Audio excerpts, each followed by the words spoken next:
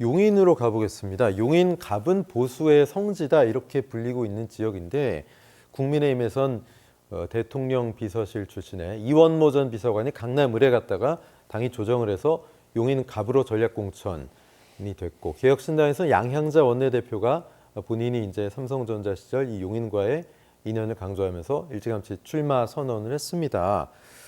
자, 어떻게 보십니까? 민주당에서는 아직 좀 후보가 결정이 안 됐습니다. 권인숙 의원도 있고 백군기 전 시장 등등이 얘기하고 있는데 이현주 전 의원 얘기가 요즘 부쩍 많이 나오고 있어요. 어떻게 보십니까? 그거는 아직 잘 모르겠고요. 네네.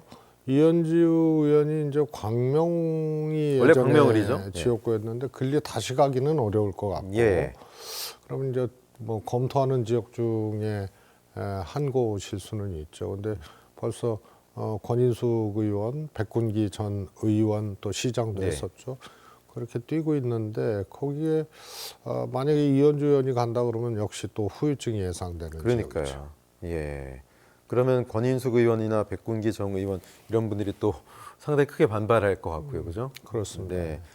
근데 이현주 전 의원도 사실 뭐 당 내부에서도 여러 논란도 있었고 반발도 있었는데 어떻게 보면 이재명 대표 정성호 의원이 좀 권유를 해서 다시 복당을 시킨 거잖아요.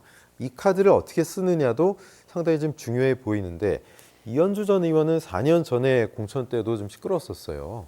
어떻게 보십니까? 이번에 어떤 카드가 그나마 지금 상황에서 효과적일 거라고 보세요? 어디에 쓰는 게 이현주 전 의원? 저는 이현주 의원을 복당시켜서 네네. 소위 말해서 이제 공천 줘서 출마를 하게끔 하는 것 자체가 네. 무슨 근거로 그렇게 판단을 했는지 잘 모르겠어요. 일각에선 친문을 견제하기 위해서다 이런 얘기도 했잖아요. 이제 그런 게 일단은 같은 당에서 네. 무슨 힘을 합쳐도 모자랄 판에 그렇죠. 그 친문 견제용으로 했다 이런 게 사실 성립될 수 없는 얘기잖아요. 네. 그럼 뭐냐면 그런 거 빼고 총선은 중도 확장성이거든요. 네. 중도층을 놓고 싸우는 거잖아요. 뼛속까지 민주당, 뼛속까지 국민의힘. 이분들은 어떤 상황이 와도 찍어요. 그런데 그렇지 않고 중도층이나 이 무당층 이런 분들은요. 뼛속까지 민주당, 뼛속까지 국민의힘이 아니거든요. 네. 여야 모두 한 30%는 콘크리트라고 보고요. 그죠? 나머지가 그렇습니다. 갖고 그래서 싸우는 건데. 이분들이 제가 보기에는 여야가 이제 다 결집을 해도 한 10% 넘는 네. 15% 가까이 되는 이 중도층이 실제로 투표하는 중도층이 어디로 갈 것인가를 놓고 예. 대결을 하는 거예요. 그런데 이현주 의원은 중도 확장력 없잖아요. 그렇죠. 그다음에 이제 보세요. 본선에서 민주당이 친명 딱지를 붙여서 공천받고 출마한 사람들은 이 지지 확장이 안 될 겁니다. 네. 친명 딱지 때문에. 네. 예선에서는 소위 말해서 강성당원, 권리당원들의 지지를 받아서 친명 이 후보가 유리한 것처럼 보였죠. 경선에서 네. 이겨서 공천받더라도 본선에서는 그렇게 딱지가 붙어버리면 네. 확장성이 부족하거든요. 네. 이현주 의원도 중도 확장성이 없어요. 예. 그런데 탈당해서 여러 당 거쳐서 민주당을 공격하고 했던 사람을 네. 다시 복당시키는 거는 뭐 대사면 조치 속에서 그렇게 한다 이건 몰라도 출마를 시키기 위해서 총선에서 아무 효과도 없고 확장력도 없는 사람을 복당을 시켜서 출진시킨다? 예. 그 어디 넣어도 안 되는 거예요. 네. 격전지는 안 되는 거예요. 네, 네. 그러면 황금 지역구 줄 수밖에 없죠. 그렇게까지 할 하등의 이유가 없는데 말입니다. 예. 그래서 그것도 오판이고 총선에 전혀 도움이 안 되는 그런 복당 출마를 가지고 지금 이제 어느 지역 내보낼 것인가 만지작거리고 있는 거죠.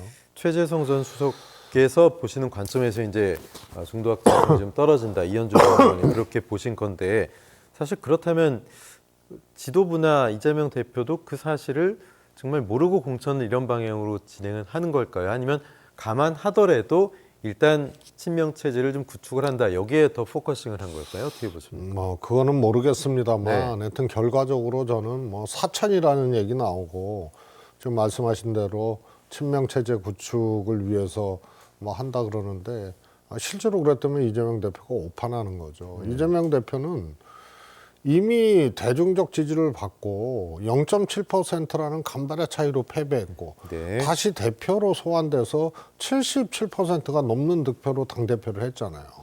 민주당에서는 무적이에요.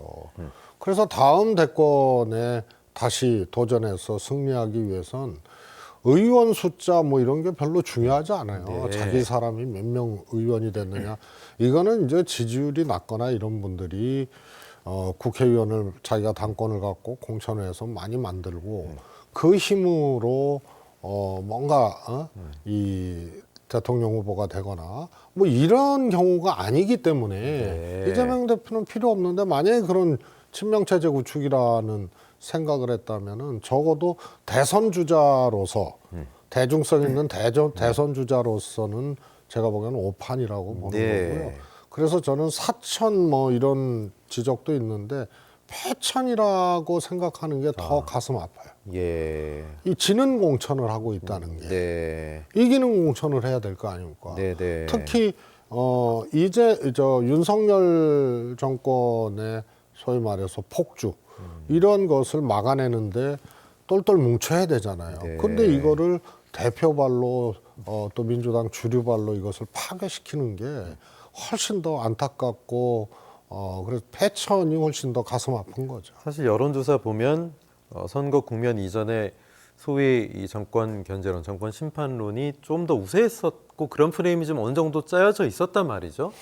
제가 말씀을 드렸잖아요. 네. 2012년, 16년 선거를 각 당은 예. 각각 복귀를 해서 네. 이 소위 말해서 교과서로 삼아야 된다. 2012년 민주당 압승이 예상됐는데 졌고 16년 새누리당 압승 예상됐는데 졌고 이게 선거를 치르는 한두 달 동안의 그 정당의 모습 이걸로 중도층들이 확 엎어지는 거거든요. 네. 그래서 예상 밖의 결과가 나왔던 거고 예. 그중에 제일 핵심적인 게 공천하고 막말이에요. 네. 그런데 이제 민주당 공천이 국민들 눈에는 공정하고 신뢰 있게 진행이 안 된다는 그런 여론조사 결과들이 나오잖아요. 그러다 보니까 이게 정권 심판론도 안 보이고 제가 얼마 전에도 김건희 여사 디올백도 안 보인다 이렇게 되면 네. 그래서 공천이 그만큼 예민하고 무서운 건데 네. 이거를 원만하게 또 깔끔하게 하질 못하면서 지금 정권 심판론도 사그라들게 되고 또 김 여사 디올백도 안 보이는 거 아니에요 지금. 네.